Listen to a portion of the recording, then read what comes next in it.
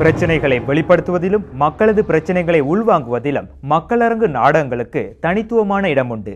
ஆம், அந்த முறையினை பயன்படுத்தி நாட்டின் சமகால பிரச்சனைகளை ஆராய்கின்றது இந்த நாடகம். Really weird message from my friend in England. As Tamils, we kindly request you to unite. ஒரு சாதாரண SMS செய்திக்காக நீங்கள் கைது செய்யப்படும் நிலைக்கு தள்ளப்படுவது குறித்து என்ன நினைக்கின்றீர்கள்? Send me that SMS. Ashan. I just want to send it to some friends. Send it. I'm from the Bureau of National Security. I'm looking for Kumar. Madam. Sir. சட்டபூர்வமான கண்காணிப்பின் எல்லைகள் என்ன? இந்த எல்லையை தீர்மானிப்பவர்கள் யார்? நாமா அல்லது வேறொருவரா? Exactly. That's the SMS I'm talking about. இது தொடர்பில் நாம் என்ன செய்யலாம்?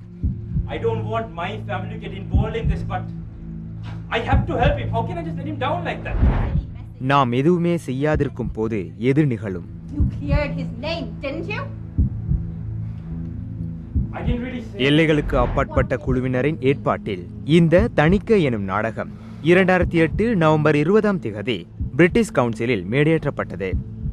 மக்கள் அரங்கு நாடக பாணியினை கொண்டுள்ள இந்த நாடகம் பார்வையாளர்களது பங்களிப்பினை பெற்று அவர்களது கருத்துகளுக்கு அமைய அதன் 2வது மேடையேற்றம் இடம்பெற்றது. இதன்போது பார்வையாளர்கள் இந்த நாடகத்தின் சோகமான முடிவினை மாற்றியமைத்தமை குறிப்பிடத்தக்கதாகும்.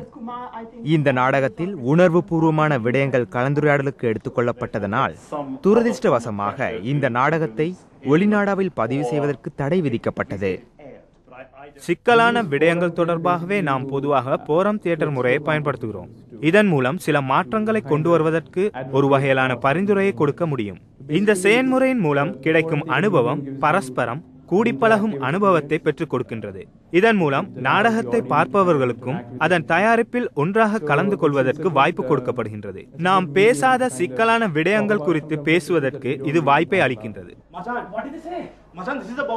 மக்கள் அரங்கமானது ஒடுக்கப்படுபவர்களின் அரங்கம் என அழைக்கப்படுவதுண்டு. இது சர்வதேச நாடக அமைப்பின் அபிவிருத்திக்கான நாடக அரங்கத்தின் ஒரு அங்கமாக காணப்படுகின்றது. இல்லற வன்முறைகள், மோசடி, வஞ்ச, கடத்தல், வணிகம் போன்ற குற்றச்செயல்களை வெளிப்படுத்த இம்மக்கள் அரங்கு நாடகங்கள் இலங்கையில் பயன்படுத்தப்படுகின்றன. எனினும் இது பாரதூரமான விடயங்கள் தொடர்பில் சமூக மாற்றங்களை ஏற்படுத்தக்கூடிய வலுவினை பெற்றிருக்கின்றதா? எனினும் 3 வருடங்களாக இலங்கையில் பணிபுரிகின்ற மக்கள் அரங்க நாடக நிபுணரான ஜோன் மார்டின் இது குறித்து நம்பிக்கை தெரிவிக்கின்றார்.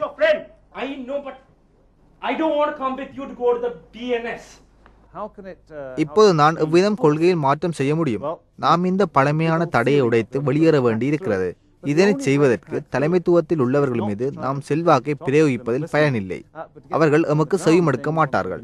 அதற்கு பதில் அடிமட்டத்தில் உள்ள மக்களை கொண்டு ஏதாவது மாற்றம் அவசியம் என்று வலியுறுத்த வைக்க வேண்டும். இது அடிமட்டத்தில் உள்ள மக்களை ஊக்குவிப்பதற்கான ஒரு சிறந்த செயற்பாடாக அமையும். இவ்வகையில் போரம் தியேட்டர் மக்களை சிந்தித்து கோரிக்கை விடுக்க உத்வேகப்படுத்துகின்றது. இந்த நாடகத்தின் முதல் அரங்கேற்றத்தில் எவ்வாறான மாற்றங்களை செய்ய வேண்டும் என பார்வையாளர்கள் பல ஆலோசனைகளை முன்வைத்தனர்.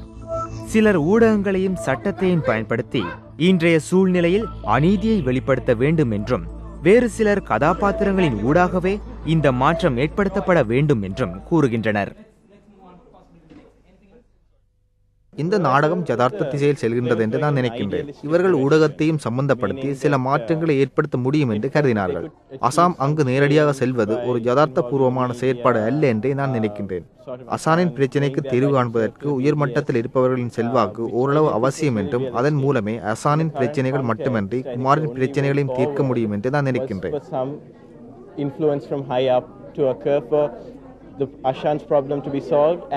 இவ்விரு கதாபாத்திரங்களும் யதார்த்தபூர்வமற்றதாக இருப்பதனால்தான் நான் இதில் தலையீடு செய்தேன். முழு பார்வையாளர்களையும் உணர்வுபூர்வமாக ஈடுபடுத்துவதன் அடிப்படை இலக்குடன் இது நடைபெற்றது. அவர்கள் பல்வேறு அம்சங்கள் குறித்து கவனம் செலுத்தினர். நாம் அரசாங்கத்தின் பங்களிப்பு பற்றியும் தனிப்பட்டவர்களின் பங்களிப்பு பற்றியும் கதைத்தோம். அது நன்றாக வெற்றிகரமாக அமைந்தது என்று நினைக்கிறேன். மக்கள் அரங்கம் இயல்பாகவே கருத்து வெளியிடும் சுதந்திரத்தினை கொண்டுள்ளது. இந்த நாடக அங்கங்களில் உள்ளடங்கி காணப்படும் கலந்துரையாடல்களுக்கான களம் அதனை வெளிப்படுத்துகின்றது. மேலும் நாடக மேடையேற்றத்திற்கு முன் காண்பிக்கப்பட்ட ஒளிப்பதிவுகளும் அதற்கு பொருத்தமாக இருந்தன.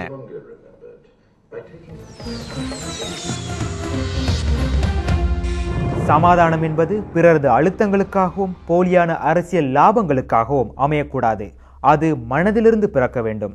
உண்மையாகவே சுபீட்சத்தையும் அமைதியையும் இந்த நாடு பெற வேண்டும் என்ற உண்மையான உணர்விலிருந்து பிறக்க வேண்டும்.